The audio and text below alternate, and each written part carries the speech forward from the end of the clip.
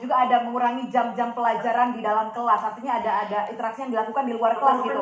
Mas Pak Ramli melihat ini ada ekosistem yang nampaknya ingin dirubahkah oleh Nadiem Makarim? Iya, kalau kami melihat sih ya memang ada harapan, tapi yang kita khawatir jangan sampai pidato Pak Nadiem ini hanya sekedar retorika. Jadi kata-katanya indah tapi kemudian tidak terwujud di lapangan. Apa yang beliau sampaikan tentang beban administrasi guru itu sangat berat, dan kita punya 3 beban paling tidak untuk guru-guru kita.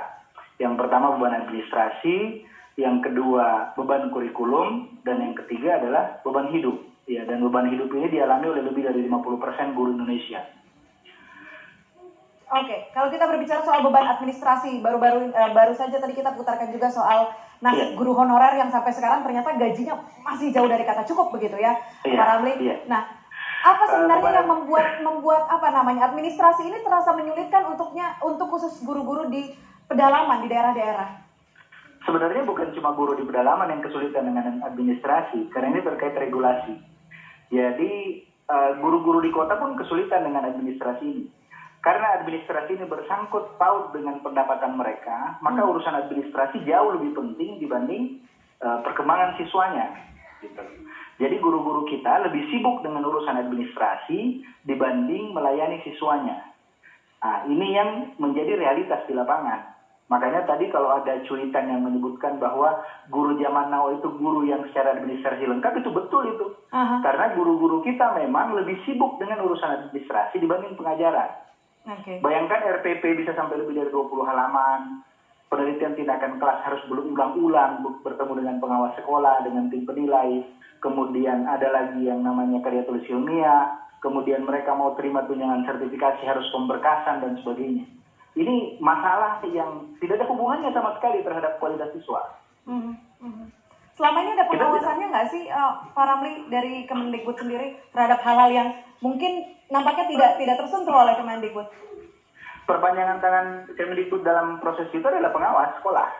Jadi ada pengawas sekolah yang kemudian menangani guru-guru, dan pengawas sekolah ini sibuk dengan urusan administrasi itu. Oh, kembali lagi ke masalah tersebut ya. Jadi pengawas sekolah ini dianggap sukses kalau urusan administrasi orang-orang yang dibimbingnya, diawasinya itu bagus gitu. Jadi bukan persoalan siswanya pintar atau tidak, siswanya senang belajar atau tidak, bukan itu yang jadi masalah. Yang jadi masalah adalah apakah secara administrasi selesai atau tidak. Jadi memang urusan administrasi ini menjadi persoalan. Karena itu kemudian beberapa saat yang lalu UIJ sempat mengusulkan pengawas sekolah untuk sementara dihilangkan dulu. Kenapa? Supaya kita lihat beban administrasi guru itu seperti apa. Oke. Selain itu, apa saran yang diajukan mungkin oleh Pak Ramli juga dan juga kerabat-kerabat sejawat agar sistem administrasi ini tidak lagi menyulitkan para guru-guru yang khususnya tadi honorer? Yang pertama kita minta beban administrasi ini tidak usah panjang. Ya biasanya kan sampai 20 halaman, ya cukup 1 atau 2 halaman lah untuk RPP itu. Kemudian termasuk seperti penelitian tindakan kelas, dokter kan juga sebenarnya ada tindakan seperti itu, penelitian seperti itu. Cuman mereka tidak panjang-panjang amat gitu. Mereka memang konsen ke pasiennya. Kalau guru konsen ke administrasinya, bukan ke muridnya ya? Iya. Jadi kemudian memang yang kita minta, kemarin ketika ketemu dengan Pak Menteri, kami sampaikan, yang kita minta sederhanakan beban administrasi guru, buat secara online, supaya tidak ada lagi yang namanya hard copy macam-macam gitu. Kemudian terkait honorer, kami sudah minta ke pemerintah untuk menghapuskan sistem honorer. Cabut itu sistem honorer. Kalau perlu, sekolah kita kosong, karena memang kondisinya sekarang lebih dari 60% guru kita di Indonesia, statusnya tidak jelas. Karena honorer ini pun tidak punya status sebenarnya. Tidak ada landasan hukum honorer ini. Bahkan untuk melakukan penggajian pun di kementerian, itu mereka bingung. Ini mata anggarannya apa untuk honorer? Jadi sistem ini memang tidak ada. Jadi kita kami minta ke pemerintah untuk sistem honorer ini dihapuskan. Guru yang mengajar di kelas cukup 3 statusnya. Kalau bukan pegawai negeri sipil, mereka adalah P3K. Kalau bukan P3K, mereka adalah guru tetap yayasan. Gitu. Jadi di sekolah baik negeri maupun swasta cukup 3 status ini, supaya sekolah-sekolah swasta pun tidak menganut sistem honorer. Ini sebenarnya masalah karena urusan 50.000, ada yang menyebut angka honorer masih terima 750.000 itu terlalu tinggi. Karena teman-teman banyak yang dapat 150.000, 100.000, bahkan 50.000 per bulan. Itu pun terimanya tidak sebulan sekali, tapi 3 bulan, bahkan 6 bulan sekali.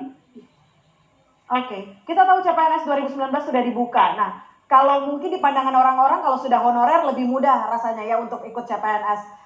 Nah, kalau Pak Ramli lihat selama ini apa kendalanya, apa kesulitannya?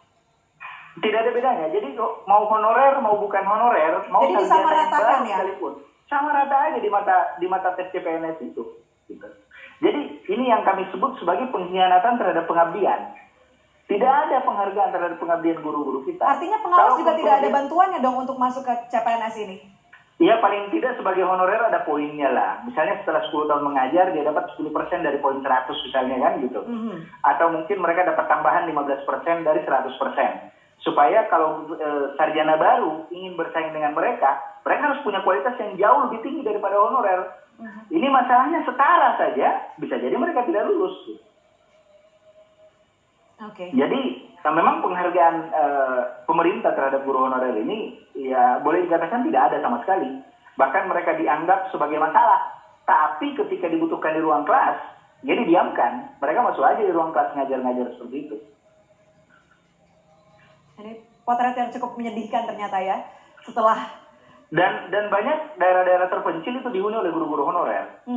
Kami menemukan banyak sekolah, bahkan ada sekolah di Sulawesi Selatan itu di Maros, tidak ada satupun gurunya yang pegawai negeri sipil. Bahkan kepala sekolahnya itu bukan pegawai negeri tapi tidak pernah ada di sekolah. Karena statusnya adalah pengawas sekolah yang PLT di sekolah itu. Padahal sekolahnya tercatat dalam ini ya. Sekolahnya sangat terpencil dan sekolah negeri, sekolah yang sudah lama ya, tahun-tahun umurnya gitu. Oke. Kita harapkan ada gebrakan baru mengenai inovasi juga yang tadi Pak Ramli sentil kepada Menteri Pendidikan Nadiem Makarim. Semoga ya, tidak hanya administrasi. Kalau mau menangani semua ini harus ada perubahan besar, Pak. Misalnya harus ada perubahan besar ya. Karena kurikulum sekarang kita terlalu berat buat kita. 16 mata pelajaran, kemudian 14 di SMP. Ini terlalu berat buat siswa kita dan berat juga buat guru-guru kita. Ada guru kita yang terlalu enteng hidupnya karena ngajar hanya 3 jam atau 6 jam seminggu. Ya, tapi ada guru yang berat sekali bebannya mengajar. Belum lagi urusan administrasi macam-macam. Sementara siswa kita memang terlalu berat. Jangankan 16 mata pelajaran, 5 mata pelajaran saja belum tentu kita mampu. Makanya kami sampaikan bahwa Pak Menteri tolong mata pelajaran di SMP itu cukup 5, mata pelajaran di SMA cukup 6, dan tidak ada lagi penjurusan di SMA.